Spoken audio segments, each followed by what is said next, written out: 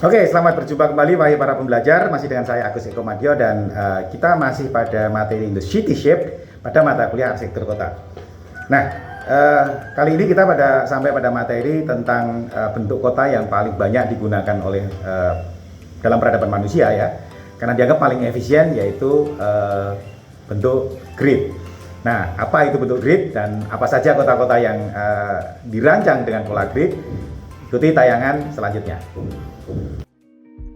Ketika menjelaskan konsep the grid sebagai bentuk yang paling banyak digunakan dalam perencanaan kota, Pak Speaker Kostov menyebutkan the nature of rectilinear planning.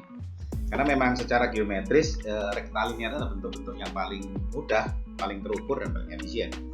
The grid or gridiron or checkerboard ya, papan catur, merupakan memang yang pola yang paling commonest ya, yang paling banyak diberikan ya, paling banyak digunakan dalam planned city history. Jadi geographical ini chronologically gitu ya. No better solution recommend is a standard scheme of disparate city or mean or equal distribution land of easy parceling and selling of real estate. Jadi masa dulu itu gampang mendistribusikan barang yang kemana-mana, bahkan menjual oleh real estate yang sekarang pun juga paling mudah. Sebagai contoh, ini adalah bentuk kota Melbourne. Nah, kalau Anda lihat, ada elemen alam yang menjadi faktor yang mempengaruhi bentuk kota sebetulnya. Awal muasalnya kota yaitu sungai yang disebut di situ Yarra River. Jadi, coba Anda bayangkan, orang datang ke Melbourne pertama kali dari laut, lewat sungai Yarra, kemudian berlabuh di Dockland, dan kemudian membangun kota ke arah timur ya. Nah, meskipun Yarra River ini bentuknya organik, tetapi Melbourne ini karena memang site-nya datar, itu bentuknya adalah rectilinear ya, bentuknya grid gitu ya. Itu. Nah, karena memang tadi ini bentuk yang paling efisien ya, mudah mengatur kota bentuk yang grid seperti ini. Nah, namun kemudian di sisi-sisi yang tidak beraturan ini antara sungai dengan bentuk kota yang grid ini direncanakan sebagai ruang-ruang terbuka hijau. Nah,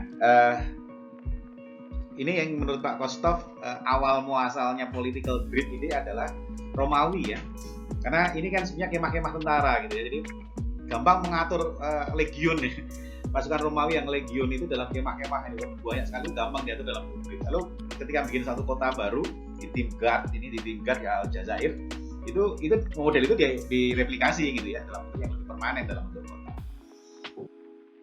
Nah, disebut juga di awal tadi oleh Pak Kostov bahwa Barcelona ini adalah contoh kota yang menerapkan bentuk grid dalam perencanaannya.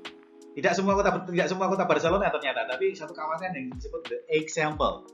Ya, disebut juga egalitarian city. Jadi gini sebetulnya, nah ini kan Old City of Barcelona kata lihat polanya kan organik sebetulnya ya, kota benteng. Tapi kenapa sebagian besar dari Barcelona itu bentuknya grid? Nah, ini ceritanya ya. Jadi the example merupakan distrik di Barcelona yang terdiri dari kota tua tadi yang bentuknya organik, kota benteng di tepi sungai, dan other suburban district ya yang di sekitarnya. Nah, pada abad ke-19 Barcelona memang harus tumbuh sebagai sebuah kota. Kemudian urban nucleus, pusat kota tadi itu tidak mungkin bisa berkembang karena sudah dikelilingi oleh dinding pertahanan ya. Nah, tapi kemudian di luar itu agak jauh gitu sudah ada suburb kota-kota kecil ya. Gitu, yang tumbuh scattered ya, agak random, agak acak-acakan. Maka agar kota ini tumbuh dengan lebih terencana gitu, maka di antara kawasan kota tua dan kawasan suburb itulah dirancang suatu kawasan yang disebut example gitu. Ya. Nah ini ya, mengapa example itu tumbuh seperti itu. Nah, seorang arsitek atau urban planner yang berpengaruh dalam merencanakan kota Barcelona jadi bentuknya grid itu namanya Pak Cerda, sehingga disebut ini Cerda's Plan ya, dan semuanya adalah kota yang egalitarian, setara ya. Jadi octagonal block with wide street forming a grid ya. The urbanization of example known as Plan Cerda which took place more than 150 tahun, coba bayangkan ya. Gitu, dan menjadi simbol bagaimana Barcelona itu sebagai kota yang sangat baik ketika direncanakan. Nah, dipengaruhi oleh modern urbanism. Jadi memang tadi egalitarian, kesetaraan itu menjadi ciri khas masyarakat yang lebih modern ya, non hierarkis. Nah, ini beberapa cara ya yang ditempuh oleh Pak Cerda ini gitu kan. terus white street, green space gitu kan. Kemudian para insinyurnya merancang dengan grid plan, road based geometry dan sebagainya. Nah, tadi disebutnya modern urbanism. Jadi setelah Perang Dunia Kedua itu maka muncul negara-negara baru yang merdeka. Ya. Salah satunya adalah India ya, yang setelah Perang Dunia Kedua kemudian pecah menjadi dua negara, yaitu India dan Pakistan. Nah, ini adalah sebuah kota baru di India yang dirancang oleh arsitek Le Corbusier, dan karena ini menunjukkan kemodernan India ini, maka kota Chandigarh ini dirancang dengan pola-pola yang grid. Nah, tetangganya tidak mau kalah ya, Pakistan juga merancang ibu kotanya Islamabad itu dengan pola yang grid. Arsitek yang digunakan atau urban planner yang mengerjakan ini dari Yunani, Diopsiadis.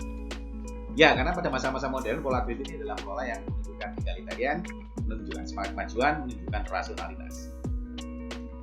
Nah, ini kota yang tadi disebutkan bahwa bukan hanya untuk memudahkan penyaluran barang ya, logistik, tapi juga mudah untuk menjual. Nah, ini kota baru yang dibangun oleh developer di Iran ya, itu.